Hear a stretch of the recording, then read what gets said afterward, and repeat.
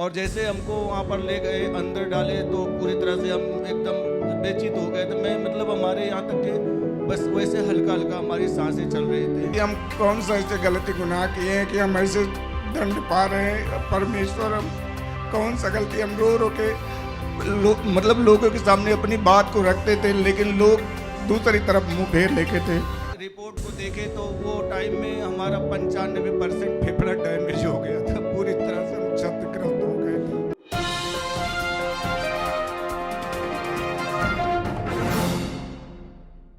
जी, आपका नाम बताएं, क्या है? हमारा नाम हरिशंकर वर्मा है, पता मनीराम का पूर्वा, डिरवा बाजार, प्रतापगढ़ है। और आपके पास, आपके साथ में कौन खड़ी हैं? हमारी पत्नी है, इनका नाम सुशीला वर्मा है जी। और आप अपनी पत्नी की गवाही और अपने जीवन की गवाही देने के लिए खड़े हैं? जी हाँ। और इनकी जो पत्नी इनके बगल में खड़ी हैं, इनकी गवाही इस प्रकार से है कि इन दोनों जन की शादी हुए 28 साल हो गए, और उस शादी के 2-3 साल के बाद ही इनकी पत्नी के सिर में दर्द होने लगा और बहुत ज़्यादा उलझन होने लगी, और पूरे शरीर में दर्द रहना, और ऐसे करके प्रॉब्लम जो है वो दिन प्रतिदिन बढ़ती जा रही थी। आप खुद बताएं भैया कि आपकी पत्नी को शादी के 2-3 साल के बाद किस तरह प्रॉब्लम होना शुरू हुआ? इतना दर्द इनको होता था कि ये मतलब हमेशा लेटी रहती थे, इनको कुछ काम करने का इच्छा नहीं करता। हम लोग कभी कभी आपस में ऐसे बोलते थे, बहुत सारा इलाज कराओ, फिर आपको आराम नहीं मिल रहा है, हम क्या करें, कहाँ जाएं, कैसे करें।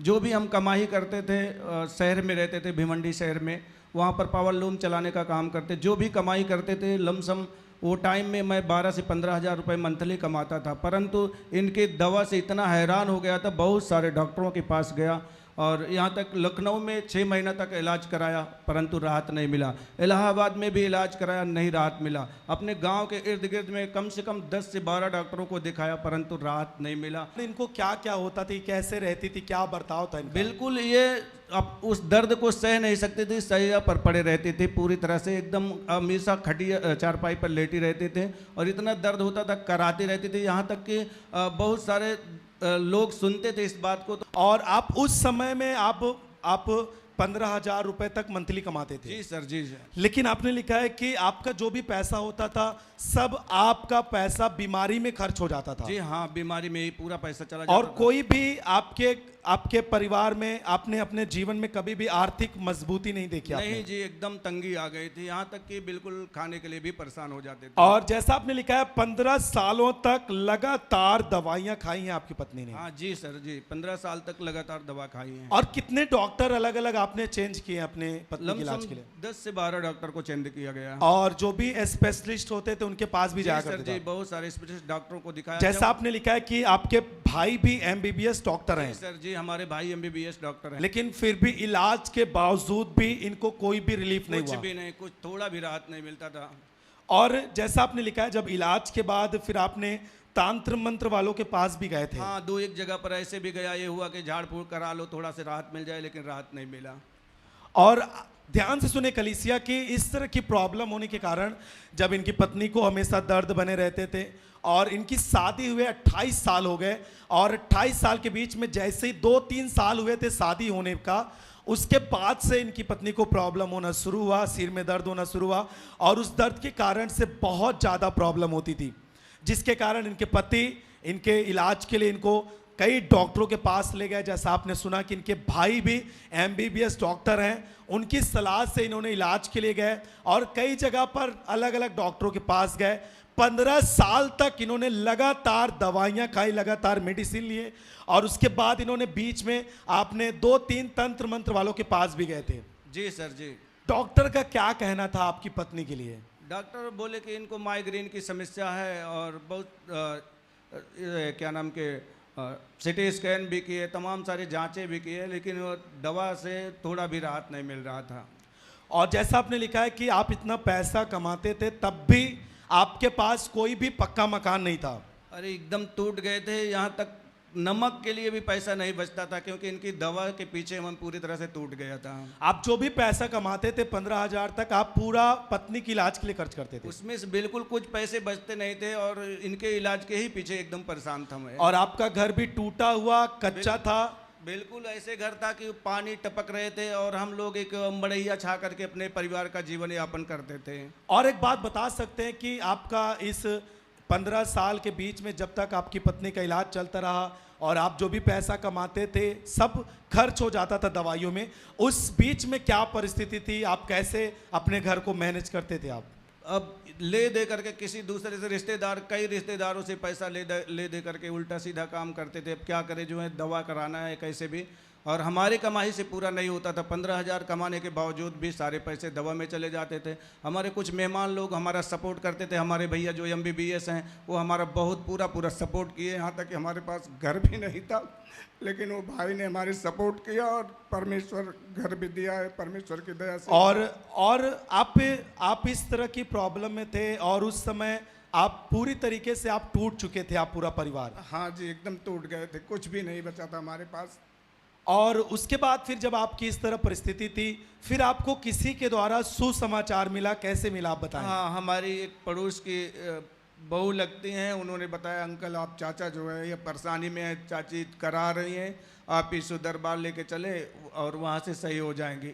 हमने विश्वास के साथ इनको उनके साथ में भेजा और ये उस बहन के साथ आया करते थे। लगभग 4 महीने तक ऐसे लगातार उनके साथ आती जाती रही और उनका पति छोड़ने के लिए आता था, मैं रिसीव करने के लिए, वो अपने कोई रिश्तेदार लोकापुर गांव है वहाँ के रिश्तेदार थे, उनके साथ में इनको भेजा करते थे। और 2013 से चर्च आना शुरू किए? हाँ जी, 2013 में हम चर्च इस यीशु आश्रम मिनिस्ट्री के बारे में समाचार सुना था, क्योंकि वहाँ पर एक पत्रिका दी थी वो बहन, और जिसमें लिखा था सब मनुष्य जाने। उसमें मोबाइल नंबर भी लिखा था कि कॉल करें और प्रार्थना के लिए संपर्क करें। तो उस प्रार्थना के द्वारा हमने इस चर्च में फ़ोन किया और उस नंबर के द्वारा हमने फ़ोन किया। जब फ़ोन के बाद इनके कान में मोबाइल लगाया, उसके ठीक 5 मिनट के बाद ये अपने आप से, जहां 8 दिन से चारपाई पर पड़ी थी, उस टाइम में खुद उठ करके अपने आप से गई।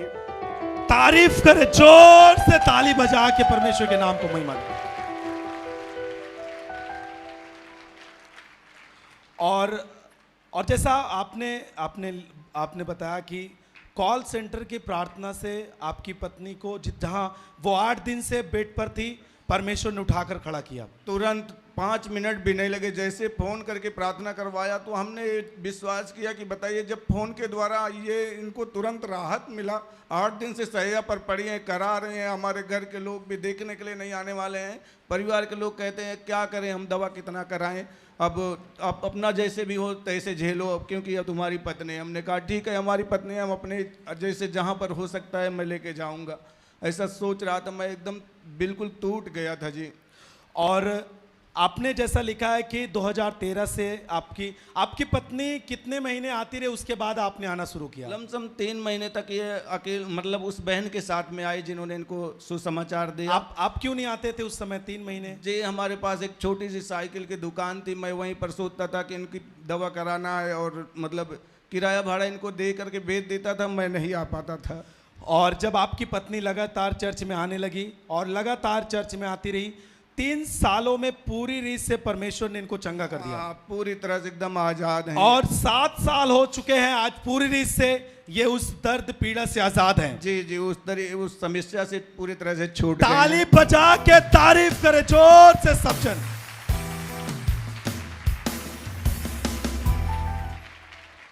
और जब आपकी पत्नी ठीक हो गई, आपको भी किस तरह की प्रॉब्लम थी? आपने भी अपनी गवाही में लिखा है जैसे कि आपको 2011 से आपके घुटने में दर्द होता था और उसके कारण से आप उठ बैठ नहीं पाते थे। 10 कदम चलना होता था तो आपके पैर दुखने लगते थे। जी, एकदम सूजन आ जाते थे, बिल्कुल उठ बैठ नहीं पाते थे। यहाँ तक कि बाथरूम लेटरिन जाने का होता था तो मैं एक डंडा के सहारे चलता था और पैर को फैला करके बैठता था। और आपकी पत्नी को भी प्रॉब्लम थी, उसी बीच में फिर आपको भी इसी तरह प्रॉब्लम होने लगी? सेम ऐसे ही कंडीशन था। और आप अपनी पत्नी के इलाज के लिए पैसे इकट्ठे करते थे, लेकिन आपको भी घुटने में प्रॉब्लम होने लगी कि आपको 10 कदम चलने में आपको बहुत ज़्यादा दिक्कत होती थी। आपने लिखा है कि डंडे के सहारे आप चलते थे। जी सर जी, डंडे के सहारे चलते थे जी। उस समय क्या महसूस होता था? आप क्या यही सोच रहे थे कि हम कौन सा ऐसे गलती गुनाह किए हैं कि हम ऐसे दंड पा रहे हैं? परमेश्वर, हम कौन सा गलती, हम रो रो के मतलब लोगों के सामने अपनी बात को रखते थे, लेकिन लोग दूसरी तरफ मुंह फेर लेके थे। और उस समय आप प्रभु को नहीं जानते थे? नहीं, प्रभु को तो इनके आने के बाद मैं 3 महीने के बाद मैं जान गया प्रभु को। लेकिन मैं अपने उस दुकान में बैठ करके एक पैर के सहारे काम करके अपने बच्चों का जीवन यापन करता था। आपकी पत्नी जब चर्च आना शुरू की थी उस समय आपको दर्द होता था? हाँ, दर्द होता था, लेकिन मैं मजबूरी थी, नहीं आ पा रहा था हमने, क्योंकि हमारी परिस्थिति बहुत गड़बड़ थी। आपको उठने बैठने में भी प्रॉब्लम होती थी? जी जी। और जैसा आपने बताया कि आप शौच के लिए भी जाते थे, तब भी आपको प्रॉब्लम होती थी? डंडा के सहारे जाते थे जी, बहुत दिक्कत होती थी, बिल्कुल चल फिर नहीं पा रहे थे। आपने भी इसके लिए इलाज वगैरह कराया था? बहुत सारा इलाज, बॉम्बे में, मैं महाराष्ट्र में एक हॉस्पिटल में जा करके जो माने जाने डॉक्टर थे उनसे इलाज करवाया, परंतु थोड़ा भी राहत नहीं मिला। अच्छा, उन्होंने क्या आपको बताया था, कौन सी बीमारी है, क्या प्रॉब्लम से आपके घुटने में दर्द होते हैं? उसका गांठ का जो है, घुटने का जो है, पानी निकाल कर बताए थे कि पूरे जो है ये खराब हो चुका है, आपका जो ऊपर का चिब्बी होता है वो खराब हो गया है, ऐसा करके बताए थे। हमने कहा फिर इसके लिए क्या करना होगा? बोले कि ऑपरेशन करना होगा, लमसम 1 लाख रुपए के आसपास। उन्होंने आपके घुटने का पानी निकाल करके जांच किए थे उन्होंने? जांच के दौरान उन्होंने बताया कि आपका घुटने का ऑपरेशन करना पड़ेगा? जी जी। और उन्होंने क्या बोला, ऑपरेशन के बाद ठीक हो जाएंगे आप? हाँ, बोले ऑपरेशन के बाद ठीक हो जाएगा। मैं सोचा कि अब वहाँ पर पत्नी पीड़ित थी और जो है यहाँ पर हम पीड़ित हैं, हम कैसे करेंगे, कहाँ से पैसा करेंगे? वहाँ से फिर सीधा घर आ गया। डॉक्टर ने आपको कितने खर्च बताए थे ऑपरेशन के लिए भी? वो तो मतलब खर्च तो 1 लाख से ज़्यादा मैं खर्चा कर चुका था। उसके बावजूद उसने कहा था कि जो है ऑपरेशन में 1 लाख रुपए खर्च आ सकते हैं। 1 लाख ऑपरेशन का खर्च आ सकता है, उसके बाद फिर आपके लिए जो दवाइयाँ चलेंगी उसमें भी खर्च होंगे? जी जी। और जब डॉक्टर ने आपको इस तरह बताया फिर आपने क्या किया? फिर मैं वहाँ से सीधा शहर से सीधा घर आ गया। और आपने जैसा लिखा है कि आपने इस बीमारी के लिए आपने 3 सालों तक दवाइयाँ खाई हाँ हैं। जी जी, 3 साल तक लगातार दवा खाते रहे हैं। आपने 3 साल के बीच में अपने दवाई खाते समय, आपने दवाई खाने के बाद क्या राहत देखते थे आप अपने? राहत कुछ नहीं था, खाली वही पेन जो ज़्यादा होता था, वही पेन से 19-20 राहत हो जाता था। बाकी सूजन सेम ऐसे पूरा एक, मतलब ये पैर को ऐसे नहीं कर पाते थे हम। आपके पैर में भी सूजन आ चुका था? हाँ हाँ, स्वेलिंग हो गया था। और फिर आपने ऑपरेशन करवाया या नहीं करवाया? नहीं, ऑपरेशन नहीं करवाया। फिर आपने ऑपरेशन नहीं लिया, फिर आप 2014 में अपनी पत्नी के कहने पर आप चर्च में आने लगे थे? हाँ हाँ, चर्च में आने लगे। ये जो है कहे कि पापा बोल रहे थे कि पत्नी दोनों जन आए। उस दिन पति पत्नी का प्रार्थना था। और फिर आप पति पत्नी दोनों जन चर्च में उपस्थित थे? हाँ, चर्च में उपस्थित थे, दोनों जन यहाँ पर आकर के प्रार्थना में शामिल थे। और उस समय परमेश्वर के दास ने, जब फैमिली प्रेयर था, ये पति पत्नी दोनों चर्च में उपस्थित थे, उस दिन की प्रार्थना को ग्रहण करने के बाद 2 से 3 महीने के अंदर बिना ऑपरेशन के इनके घुटनों से पूरी प्रॉब्लम जा चुकी। हाँ जी जी, एकदम पूरी तरह से हम ठीक हो गए हैं, कोई दिक्कत नहीं है। 2 से 3 महीने के अंदर आप पूरी रीत से चंगे हो गए? एकदम चंगे हो गए हैं, 3 महीने के अंदर अंदर ही एकदम ठीक हो गए। आपको डॉक्टर ने ऑपरेशन के लिए बोला था, लेकिन आपने ऑपरेशन नहीं करवाया? नहीं, ऑपरेशन नहीं किया। मैं खाली विश्वास के साथ चर्च में आना चालू किया, पत्नी के कहने के अनुसार। बिना ऑपरेशन के आप बिल्कुल इससे ठीक हो गए? बिल्कुल पूरी। और आपने 2 से 3 महीने जो आपने बीच में चंगाइयां प्राप्त की, आपने मेडिसिन दवा खाते थे, आपने बंद कर दिया था? नहीं, सब बंद कर दिया। अभी मतलब जब से मैं चंगा हुआ 1 पैसे का दवा नहीं खाता हूँ। और आपने 2 से 3 महीने के अंदर परमेश्वर ने आपको चंगा कर दिया। डॉक्टर ने आपको ऑपरेशन के लिए सलाह दिए थे, आपने ऑपरेशन भी नहीं करवाया, आपने पैसे भी खर्च नहीं किया ऑपरेशन के लिए। चर्च में आने के बाद आज आप बिल्कुल आजाद हो चुके हैं? एकदम आजाद है, कोई दिक्कत नहीं आप है। उस दिन के बाद से आप उठ बैठ पा रहे हैं? बिल्कुल बैठ उठ पा रहे हैं। आप उठ बैठ के दिखाएं लोगों को अच्छे से, और अच्छे से उठ बैठ के दिखाएं। आप दौड़ कर भी दिखाएं लोगों को, दौड़ कर दिखाएं, दौड़ के ताली बजा के तारीफ करें।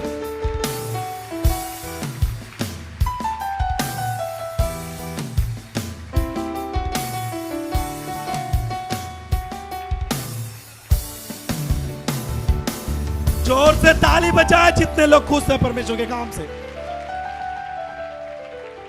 और उसी दिन के बाद से ये भाई पूरी रीत से आजाद हो गए, और इतने साल हो गए और ये पूरी रीत से आजाद हो गए। इनकी पत्नी भी आजाद है, ये भी पूरी रीत से अपनी बीमारी से आजाद हो चुके हैं। एकदम आजाद हैं, कोई दिक्कत नहीं है। परमेश्वर सब कुछ सही कर दिया है।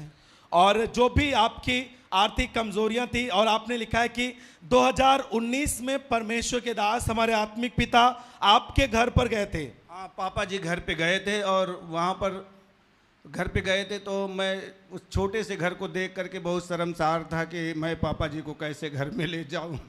और फिर परमेश्वर के दास जब आपके घर पर गए थे और उसके बाद फिर उन्होंने क्या बोला था आपके घर के लिए, आपके लिए? फिर पत्नी बोली कि नहीं पापा जी को घर पे लेके चलो। जो है घर पे जब गए तो मैं बोला पापा जी यही छोटा सा हमारे लिए घर है परमेश्वर का दिया हुआ। बोला ये परमेश्वर घर को बहुत जल्दी ऊंचा करने वाला है। और उसके बाद से अभी आपका घर कैसे है, आप लोगों को बताएं। घर अभी इतना बेहतरीन है कि हमारे परिवार में शायद किसी का घर नहीं है।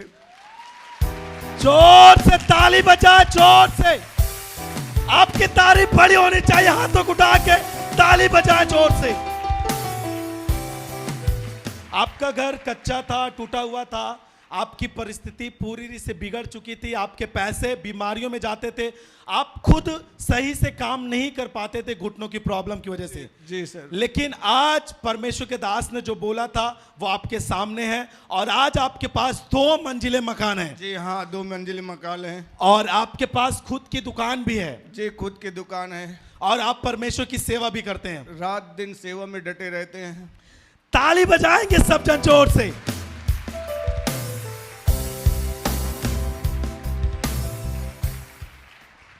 और सब जन इनकी एक गवाही को और सुनेंगे कि परमेश्वर ने इनको किस तरह से इनको परमेश्वर ने बचाया था। और वो कोरोना का टाइम था जब 2020 में 2000 आपको, और जब आपको बुखार आया, उसके बाद फिर आप जांच के लिए गए थे तो आपको कोविड हो गया था उस समय, बताएं। जी जी, जब मतलब 8 दिन तक तो लगातार ऐसे बुखार आया। मैं अपने कई डॉक्टरों से जो MBBS थे, अच्छे डॉक्टर थे, उनके पास गया मतलब इलाज कराने के लिए। उन्होंने सुई दवाइयाँ करते रहे परंतु राहत नहीं हुआ। और जैसा आपने लिखा है कि आपको 3 से 4 डॉक्टर को आपने दिखाया रिपोर्ट, और फिर जब आपको इस तरह ज़्यादा से ज़्यादा बुखार होता गया, फिर कोविड, आपको जांच करने के बाद आप कोविड पॉजिटिव थे आप। हाँ, हमारे भैया जी बोले, फ़ोन करके बोले कि ये हमारी पत्नी बोली कि भैया जो है इनको आराम नहीं मिल रहा है, भैया को कैसे क्या करें। जो है वो बोले कि जा करके पहले एक्सरे ले लीजिए, उसके बाद हमारे पास उसको भेजिए। तो मोबाइल के द्वारा उनके पास भेजा गया। फिर आपका एक्सरे हुआ, आपके फेफड़ों का एक्सरे हुआ। फिर जब आपने उस एक्सरे को अपने भाई के पास भेजा, उन्होंने आपको क्या बताया कि आपका रिपोर्ट क्या है आपके फेफड़ों का? रिपोर्ट को देखे तो वो टाइम में हमारा 95% फेफड़ा डैमेज हो गया था। पूरी तरह से हम क्षतिग्रस्त हो गए थे। और सब जन ध्यान से सुने कलीसिया, जब कोरोना का टाइम आया था उस समय इनको भी कोरोना था और ये पॉजिटिव थे उस समय। और जब इनके फेफड़ों का जांच हुआ था उस समय 95% इनका जो फेफड़ा था वो पूरी से डैमेज हो चुका था और सब डॉक्टरों ने इनको जवाब दे दिया था। आप खुद बताएं। कई डॉक्टरों ने जवाब दे दिया, बोले कि ये किसी कीमत में बच नहीं सकते हैं। और आपने लिखा है कि उस समय जब कोविड का टाइम था तो आपके गांव से 17 लोग कोविड के कारण मर चुके थे। हाँ, 17 लोग मर गए थे। हमारा पहले से ही 1 नंबर से गिनती चालू हुआ था, 17 लोग मर गए थे। आपको पहले ही कोविड हुआ, लेकिन आपको कोविड होने के बाद आप कोविड में बीमारी में लड़ रहे थे और उसके बीच में 17 लोगों की मौत हो गई आपके गांव में। हाँ, 17 लोग हमारे गांव में ही खत्म हो गए थे। हम जीवन और मौत से जूझ रहे थे और आपकी भी उसी में गिनती हो गई थी। पहले से ही हमारी गिनती हुई। शुरू में पहले 1 नंबर से मैं ही बीमार हुआ और उसके बाद से 17 लोग गिनती में चले गए। वो बेचारे नहीं रहे, संसार में मर गए और हम जीवन और मौत से जूझ रहे थे। और 95% आपका फेफड़ा पूरी रीत से खत्म हो चुका था। जी हाँ, हमारा ऑक्सीजन लेवल जो है 72 आ गया था। और आपके गांव के लोग भी सब लोग कहते थे कि आप नहीं बच पाएंगे, आपको ऐसा लोग बोलते थे। कोई नहीं कहता था, हमारा दरवाजा सब छोड़ दिए थे, कोई देखने को लिए भी राजी नहीं था।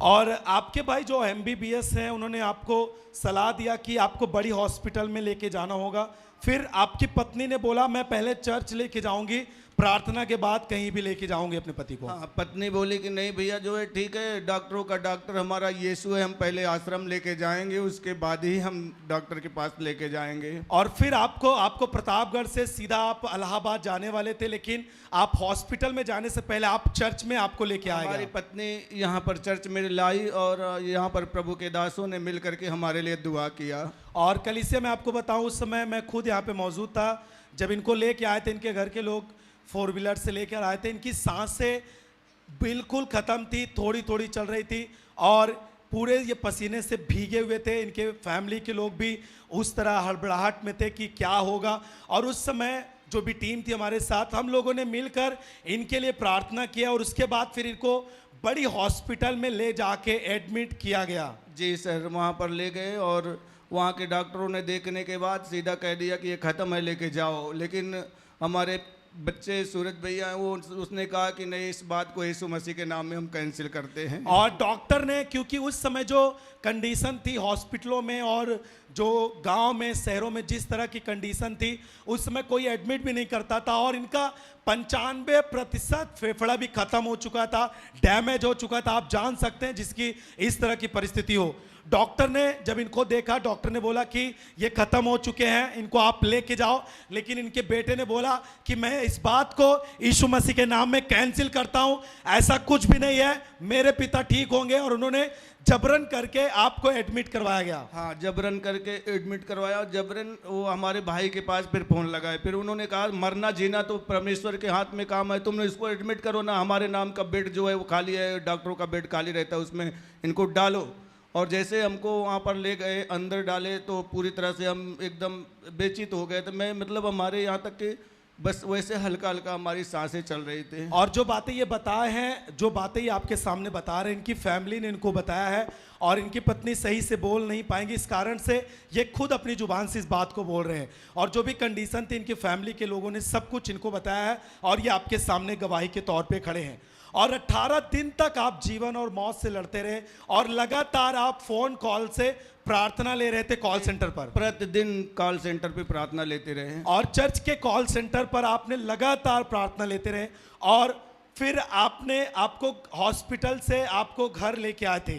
हॉस्पिटल से 18 दिन के बाद घर लेके आए। आपकी कुछ तबीयत ठीक हुई, उसके बाद फिर आपको डिस्चार्ज किया गया और आप घर पर लेके आए। जी जी, घर पे आए। और आपने लिखा है कि 3 दिन बाद अचानक आपका ऑक्सीजन लेवल फिर से पूरी रीत से घट गया। जी, जैसे मैं चारपाई पर से अपने आप से उठा और जो है ऑक्सीजन लेवल हमारा सिर पर से नीचे गिर गया एकदम बिल्कुल। मैं यहाँ तक कि आंखें खुल गई हमारी और जो है मुंह खुल गया, सांसें रुक गई, हमारे बच्चे पूरा रो रहे थे। और इनके घर वालों ने ये बात इनको बताया कि यहाँ पे इन्होंने लिखा कि ये उठे जैसे अपने चारपाई से इनको चक्कर आया और इनका ऑक्सीजन लेवल पूरी रीत से घट चुका था, तुरंत जमीन पे गिर गए। इनका मुख भी खुल गया, इनकी आंखें भी निकल आई जैसे आप देखते हैं और सांस भी नहीं चल रही थी, पूरे मरे से हो गए थे। घर वालों ने बहुत ज़्यादा रोने लगे और उन्होंने रो रो कर उस समय प्रार्थना किया। उन्होंने लिखा कि 20 मिनट बाद इनके सांसों का जो इनके ऑक्सीजन का लेवल था वो धीरे धीरे करके बढ़ने लगा। 20 मिनट बाद ताली बजा के तारीफ करें।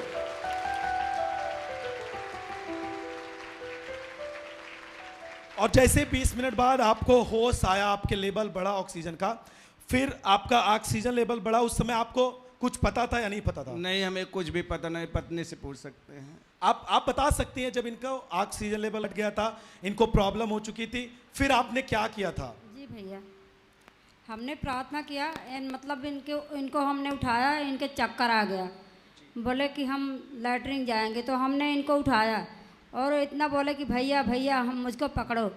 तो हमारा एक बहने था और हम दोनों लोग पकड़े और गिर गए तो हम दोनों उठा नहीं पाए। इनकी मुंह खुल गया और इनकी आंखें निकल आई, इनका जान निकल गया। तो हम रोने लगे, चिल्लाने लगे और रो रो के प्रार्थना करने लगे। हम बोले प्रभु, हमारे पति के लिए आपकी एक ही अनुग्रह काफ़ी है प्रभु, हमारे पति को जान लौटा दीजिए।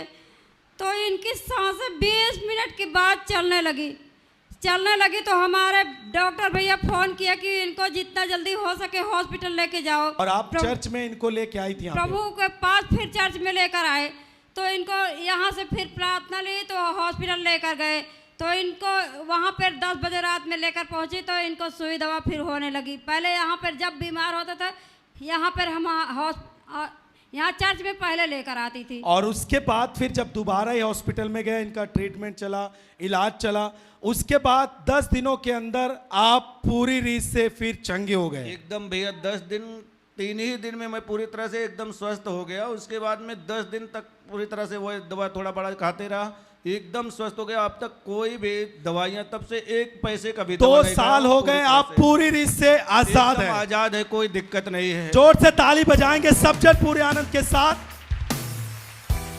और आपने, जैसा कि डॉक्टर ने आपको कुछ काम के लिए मना किए थे, लेकिन फिर आपने उसके डॉक्टर के दिन जो दिए थे उन्होंने, उसके पहले ही आपने काम करना शुरू किया, क्या था वो? जी, उसके पहले डॉक्टर तो बोले थे 3 महीने तक काम मत करो और ज़्यादा बातचीत मत करो, लेकिन मैं उसके पहले ज़्यादा 10-12 दिन के बाद काम करना चालू कर दिया।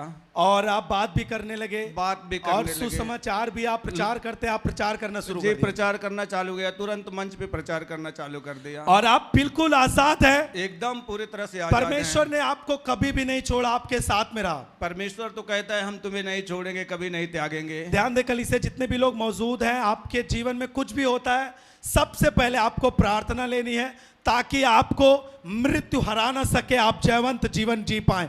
और यदि आप पास में नहीं है तो आप कॉल सेंटर का नंबर इस्तेमाल करें। और जब आप चर्च आ सकते हैं तो जरूर, यदि चर्च का टाइम नहीं है, आप 24 घंटे कभी भी चर्च में लेके आ सकते हैं। यहाँ पर टीम होती है प्रार्थना के लिए।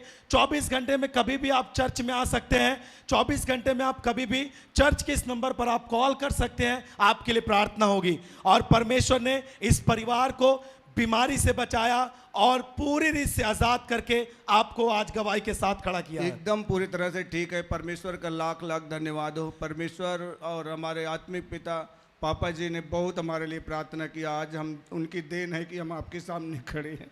और आप क्या कहना चाहेंगे लोगों को जो आज बैठे हैं, उनके विश्वास के लिए? हम ये कहेंगे कि विश्वास के साथ प्रार्थना में बने रहे, चर्च मीटिंग ना छोड़े, लगातार प्रार्थना में बने रहे। परमेश्वर आज नहीं तो कल आपको भी ऐसे हम हर एक बीमारी से बचाएगा और हर एक समस्याओं से आज़ादी दिलाएगा। बहन, आपको जो प्रॉब्लम होती थी, सिर में दर्द होना, वो अब पूरी रीत से खत्म हो चुका है। यस भैया। आपको किसने चंगा किया है? जोर से बताओ। प्रभु यीशु मसीह ने भैया। जोर से यीशु मसीह के लिए ताली बजा। हालेलुया सब जन, हालेलुया।